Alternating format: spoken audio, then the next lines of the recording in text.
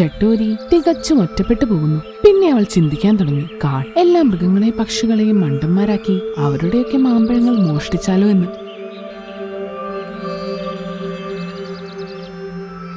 അതെ, നെറ്റ്കട്ട് കുരങ്ങച്ച, ബോണി നിന്നെ വിളിക്കുന്നുണ്ട്. എന്നോട് നിന്നെ വിളിച്ചോണ്ട് വരാൻ പറഞ്ഞതാ. ആണോ? എന്നാ ഞാൻ പോയിട്ട് വരാം. നീ എന്റെ വീടൊന്ന് നോക്കണേ. വീടിനകത്ത് മാമ്പഴമുണ്ട്. അത് വല്ല പക്ഷികളും വന്ന് എടുത്തോണ്ട് പോകും. ആ, തീർച്ചയായിട്ടും. ചട്ടോരി നട്ട്കട്ട് കുരങ്ങച്ചന്റെ മുഴുവൻ മാമ്പഴങ്ങളും എടുത്തോണ്ട് പോകുന്നു. അപ്പോഴേക്കും നട്ട്കട്ട് കുരങ്ങച്ചൻ ബോണിയുടെ അടുത്തെത്തുന്നു.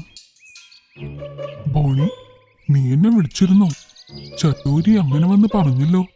ഇല്ല കുരങ്ങച്ച, ഞാൻ വിളിച്ചിട്ടില്ലല്ലോ. പിന്നെ നീ എന്തിനാ നിന്റെ വീട് അങ്ങനെ തുറന്നിട്ട് വന്നത്? അങ്ങനെയല്ല, അവിടെ ചട്ടോരിയുണ്ട്. നിന്റെ വീട്ടിൽ മാമ്പഴം ഒന്നും ഇല്ലല്ലോ അല്ലേ? ആ, ഉണ്ടല്ലോ. നട്ട്കട്ടി കുരങ്ങച്ച, ഇപ്പോ നിന്റെ മാമ്പഴങ്ങളെല്ലാം ചട്ടോരി എടുത്തോണ്ട് പോയിട്ടുണ്ടാവും. അവൾക്ക് വല്ലാത്ത കുബുദ്ധിയാണ്. ഇപ്പോഴാണെങ്കിൽ മോഷ്ടിക്കാനും തുടങ്ങി. അവള് മാമ്പഴത്തിന് വേണ്ടി ഏതറ്റം വരെയും പോവും. അവർ വീട്ടിൽ ചെന്ന് നോക്കിയപ്പോഴേക്കും അവിടുത്തെ മാങ്ങകളെല്ലാം മോഷ്ടിക്കപ്പെട്ടിരുന്നു.